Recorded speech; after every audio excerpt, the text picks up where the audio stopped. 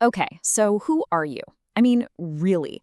It sounds like a simple question, right? But the more you actually dig into it, the more the answer just seems to, well, disappear. Today, we're going to dive into this strange and fascinating paradox of a self that's always vanishing. So let's start with a classic, a real mind bender, the Ship of Theseus. Imagine you've got this ship. In over, let's say, 1,000 years, you replace every single piece of it, every plank, every nail, every sail. So here's the question. Is it still the same ship in any way that actually matters? Just keep that question in the back of your mind. Because, and here's the big twist, that ship, it's you. Your body is constantly, and I mean constantly, replacing its cells. Your mind is always shifting, changing beliefs, even rewriting memories.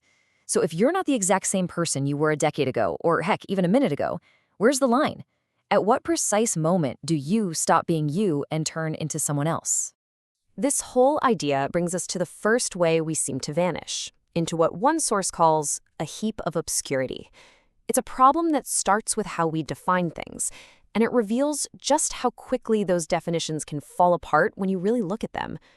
It's something called the Sorites paradox. Imagine a single snowflake falls. Is that a heap of snow? No, of course not. What about 2 flakes? Still no. But eventually, with enough flakes, you have a heap. So the question is, which exact snowflake was the one that tips the scales? Which one single-handedly created the heap? The truth is, there isn't one. There's no magical snowflake that does it. The paradox shows us that the border between not a heap and a heap is totally vague. It's just a line we draw in our own minds. And if that's true for something as simple as snow, what does that say about the borders we use to define you? And this idea applies directly to us. The first way we vanish is simply through the passage of time. Our own body and mind are a living, breathing ship of Theseus, being constantly rebuilt. I mean, think about your own personal timeline. You started as a zygote, just a simple gel-like droplet. You became a fetus, then a child, building up a history. And now, here you are, a symbolic self. But every single one of those stages is radically different from the last. Can one single continuous you really connect that entire journey? And this isn't just some philosophical idea. It's straight up biology. Get this, it takes about 7 years for most of the cells in your body to be replaced. 7 years. That means on a purely physical level, you are not the same person you were 7 years ago. Every plank on your personal ship has been changed out. But it's not just time that wears away at the self. We also disappear by trying to be what other people want us to be.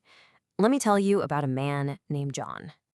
John spent his entire life just trying to be liked. He was constantly worried about how other people saw him, so he would change and shrink parts of himself to fit what he thought his parents, his friends, and even his wife wanted. He was basically performing a version of himself, not living as himself. Lying in a hospice bed at the very end of his life, John had this absolutely devastating realization. He called himself a carcass of regrets. Why? Because he'd spent so much time and energy living in the minds of other people that he never actually got to experience himself. He had completely vanished into a role. Now, the final way we disappear is maybe the most surprising of all. It's because we use the totally wrong logic when we go looking for ourselves in the first place. And this is perfectly captured in the truly bizarre story of a man named Brandon. So check this out. Brandon goes out into the woods to find his true self, through isolation. While he's out there, he hears about a missing hiker and joins the search party. They're all out there looking until someone shows him a photo of the missing person, and he realizes it's him. He was literally part of the search party for himself.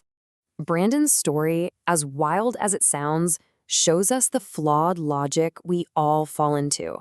We think of the self as a fixed object, like a set of lost keys, a single absolute truth that we have to find. But here's the revelation. The self isn't the thing being looked for. The self is the consciousness that's doing the looking. You were never missing. So, what do we do with all this? I mean, if there's no fixed permanent self to find, what's the point? Well, the point is to change the goal. It's time to embrace the heap. So the new approach is to stop searching for something that was never lost. Don't look for an unchanging self, because that version of you simply doesn't exist. Instead, dive headfirst into that heap of obscurity. You gotta embrace the uncertainty, the vagueness. The real goal isn't to find some hidden answer, but to connect with that invincible summer inside you, that core of fortitude, the part of you that is always looking, through all the change. You see, tearing down this idea of a fixed self isn't a loss, it's an incredible opportunity. It frees us all up to ask the most important question there is.